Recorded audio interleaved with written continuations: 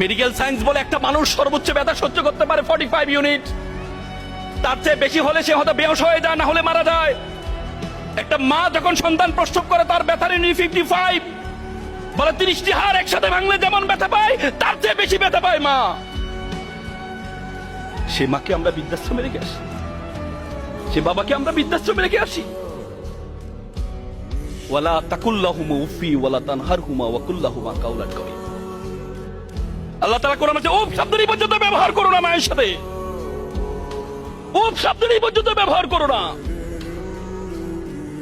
প্রত্যেকটা ধর্ম অত শূন্য হোক কিলো কাম্বুরূপ রোহিত কপতগিনী নির্বিষ্টাহ দলভগ পিঙ্গ কদলি কুঞ্জ ব্রহ্মদ বানরা, প্রত্যেকটা ধর্ম এমফাসাইজ করেছেন। তো সুতরাং এখানে যারা মা বাবা আছেন এবং অভিভাবকরা যারা আছেন, আপনি আপনার শ্বশুর শাশুড়ি আপনার মা বাপকে সেভাবে সম্মান করুন।